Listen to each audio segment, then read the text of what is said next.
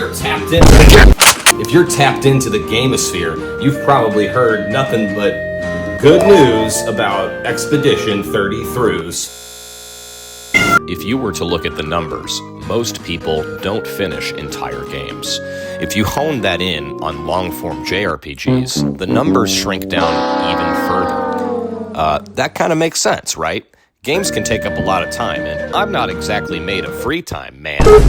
To be specific, when you talk to certified JRPG heads and ask them, why do you enjoy these long games? You'll often get responses like, it's an emotional journey, man. You really get invested in the characters. You become super powerful and get to kill God at the end. So to break that down, all of these are basically saying there's some kind of payoff coming from a long, in-depth playthrough of a game. And the problem with that is that you could frame that with any genre, any game that has like a beginning and an end point. So what would make JRPGs, specifically JRPGs in the style of like Clair Obscur and the golden age of Final Fantasy, different and important or special or things like that? Well, as an old man who has wasted far too much time on these stupid things over the years,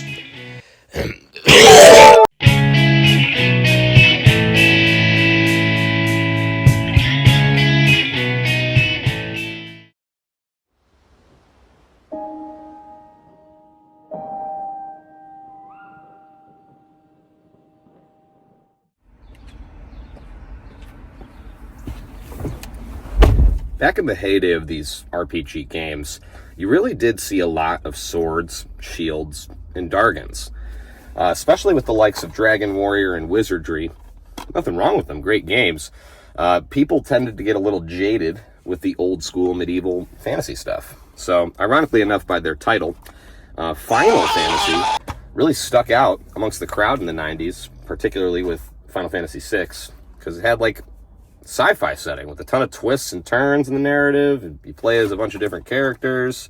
This is Final Fantasy X, but yeah. Despite the fact that genre convention and tradition are big parts of what make JRPGs, well, JRPGs, there are a lot of really great examples of things that deviate from that formula and go wacky with it, especially in recent years. Clair Obscur would be one of the most recent examples of this, and in my opinion, it's one of the best. Bolstered slightly by the fact that it's $50 and by a small independent game studio. I mean, like, holy shit, guys, how did you guys make this game? This is fucking crazy, what the fuck? In this video, I'm not going to get into a lot of specifics. So those who are looking for like a story summary, like a, analysis, dissection, we're not going to be doing that here. I really do feel like this game is best experienced blind, with no knowledge or as little knowledge as possible. So, like I said, purposely not going to be going into any of the in-depth details of the game's story or plot or anything. To put things vaguely, it's a game that's in a fantasy setting where you follow a small yet intimate group of people, slowly growing in party size throughout like a 30-ish hour runtime. Expect themes of existentialism, love, grief, loss, all those things are key here. So your cast here is as varied as you would expect in any of the great Final Fantasies or Dragon Quests or classic JRPGs in general. Each character has their own backstory and qualities that are naturally and gradually introduced to the player.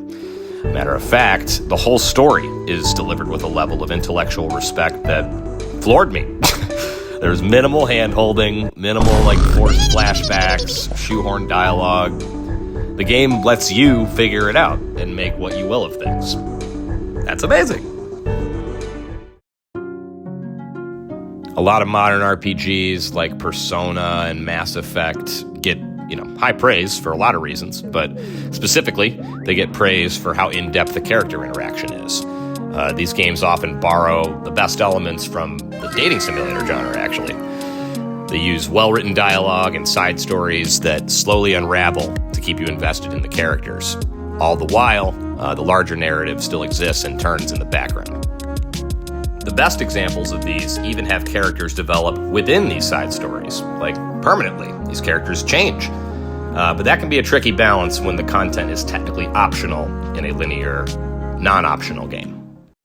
Zooming out here, Clair Obscur, just in general, is an almost ridiculously emotional game, dude. Like, I don't think you guys are ready. Super emotional game, but the fact that they add all of these additional mechanics on top of that, like social links and little dialogue nuggets while you're running around the world, it just makes the whole thing super immersive, even without the incredible twists and turns that it eventually gets to, that I won't spoil. That's all the literal like story that is told through text, dialogue, and videos and things like that.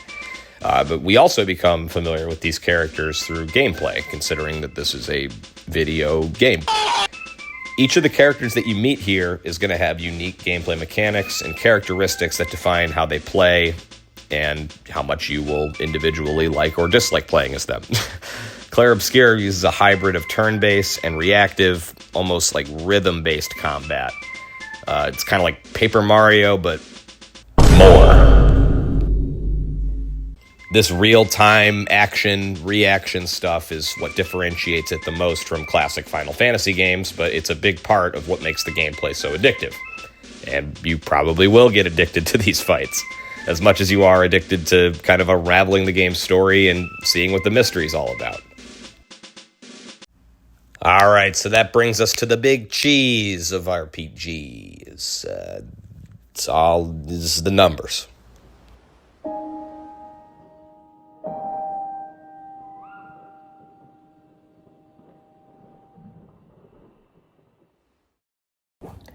We as human beings love when numbers go up. Big number is good. We love to see small number become big number. It's part of being human. Balatro. The Latro. Also a recent game, and also an indie game, is one of the greatest video games ever made. I'm not kidding. Without becoming a Balatro dissection, it is basically a roguelike poker hand player deck builder game. More than that, though, it's a game about becoming powerful. Clair Obscur and the greats of JRPGs like Dragon Quest are really all about numbers. You start with small number and minimal options, and over the course of your journey, you will slowly expand those options, and consequently, get bigger number. With the amount of different character and build options that are available, you will find yourself wanting to respec just for fun, which the game actually fully encourages. Clair Obscur is also a relatively tough game. The enemies can, unfortunately, also have the capacity to conjure big number.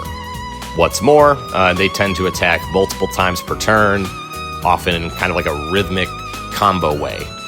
And when you die from that, they will kill you 400 times over when you are already dead. That reminds me of items. Can't believe I forgot to mention this. So basically, the game hard limits how many consumables there are. There's like 3 of them. You can just heal, revive, and restore energy. Other than that, any items you find are just like equipment, cosmetics, things like that. So there's no like attack mirrors like there would be in like Shin Megami Tensei. There's no items that are going to change like fundamentally how you do combat. So that's super interesting. This difficulty makes it all the more satisfying to customize your characters, suit them up with armor and special moves, and hammer the enemy back. Winning after a challenge is satisfying. What is arguably even more satisfying, I think it's actually pretty objectively more satisfying, is taking those numbers and mechanics that we were chirping about earlier and take that and just,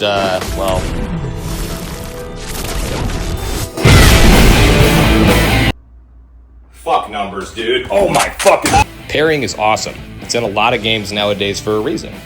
It's a great way to keep the player engaged while they're on the defensive, making defense feel kind of like offense. Imagine baseball, but you're always batting. Granted, numbers do still factor in. Like if you go parry only and your numbers are too low, fights can be like 45 minutes, and depending on your own individual pain tolerance, you might be down for that, but most people probably would not. The point is, though, the beautiful thing about it is that it's an incredibly modular combat system where you can kind of play the game how you would like to. You want to go parry only? You want to be that guy? Be that guy. Shit. I was talking options a minute ago, and I forgot to mention the fact that you can dodge. You don't have to parry. In fact, it's easier to dodge than it is to parry. And there's also different degrees of dodging. There's like perfect dodge, regular dodge. So yeah, there's options, and they tie into abilities too. So you can get like buffs from dodging. Yeah, the game gives you options.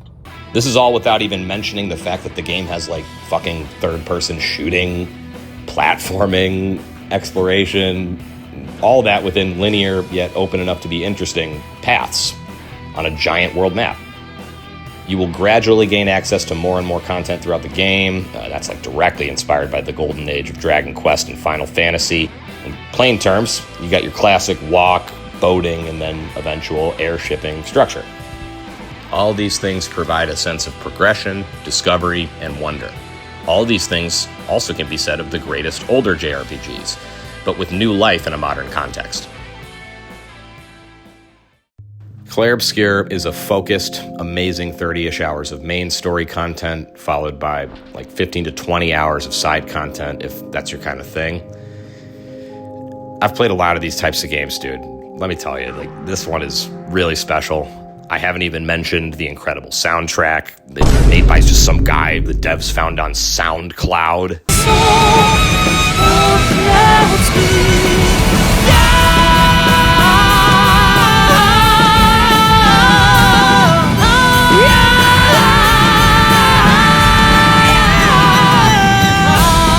The variety of genres in these tunes is ridiculous, to be frank. The game looks beautiful. The art design is super unique and memorable. Like, I'm just going to stop gushing here. Play this fucking game. It's super cheap for what you're getting. It's $50. I think the new games are like, what, $80 now, thanks to Mario or whatever. It's on all modern platforms. Without spoiling any of the game's context, this is one of those games that reminds you of the strength of the medium, man. Games as an art form has taken many forms over the decades, and in my opinion, this is one of the finest within one of, in my opinion, the best genres that we've had in games too.